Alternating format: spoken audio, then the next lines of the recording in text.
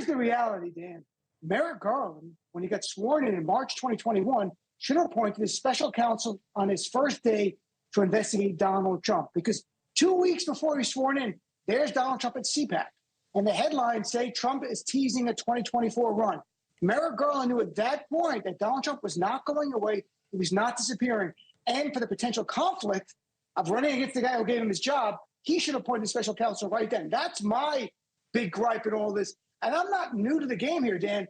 I was writing about this in 2021. In January 2022 for MSNBC, I wrote an article saying, come on, Garland, step it up here. History's going to look at you as being one of the greatest failures of an attorney general in our lifetimes. And sure enough, he's won that award, Dan. Well, again, and you were one of the people, and there were a lot of people who were yelling about how Merrick Garland should have brought us a case already. He should have appointed a special prosecutor, special counsel, whatever the case may be. But do you not think there's anything to the idea of let's, first of all, not presume Donald Trump's going to run for re-election in 2024? I don't know how that should really factor in, right? I would assume you'd agree with me that Merrick Garland shouldn't have made any of his decisions based on whether Trump's going to run again, right?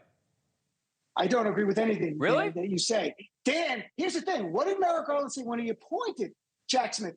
I'm appointing Jack Smith because Donald Trump just announced he's running for president. Right. So politics played a role. That's my point. If that was the metric for appointing a special counsel, Merrick Garland knew 2 weeks before he was sworn in March 2021, Donald Trump was not going anywhere. Again, but look at the headlines from February 2021. CPAC, Trump teases a 2024 run. It was right there.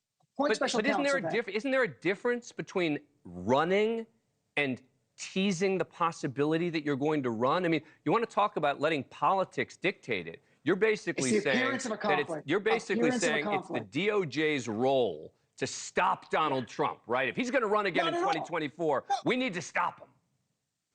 Dan, if a Democratic president did what Donald Trump did, I would have called for that Democratic president to be charged with crimes for attempting a coup and inciting a terrorist attack on our Capitol. I say with all sincerity. You might not believe that, but I say that with all sincerity.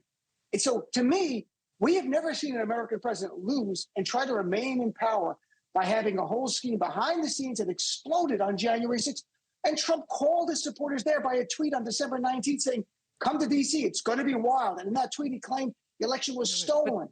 We saw this all play out. He should have been charged swiftly to protect our democratic republic. That's what this is about. It's not about politics. I sincerely don't care. But there was enough ambiguity. I mean, for example, when he used the word peacefully, which he did use in his speech. One time. Okay. He used fight 20 times. Regardless, it was included in the speech, and this notion that, we should just ignore that. We should go after him. Is there no deference that you give to a former president? And you said, it sounds like your answer is no, because it sounds like what you're saying is Democrat, Republican, you would come out the same way on this. But it does seem to me that when you're talking about a new administration prosecuting the previous administration, taking time and being careful and not announcing from day one you're appointing a special counsel to investigate the former president is kind of the right way to go. No, and the opposite, the flip side, Dan, is that the rest of us, Democrats and people like Liz Cheney, are saying Donald Trump is a great threat to our republic. He attempted a coup. And what is Merrick Garland doing? Nothing. So every day the clock went by, it undermined us. It helped normalize Donald Trump. This is not normal politics. The man attempted to stay in power despite losing, and he knew he lost, and he's tried to stay in power. Any president ever tries to do that. If you believe in this republic, if you love this republic, I do, you do, charge that person to protect this republic. Again, that's what this is about, protecting us.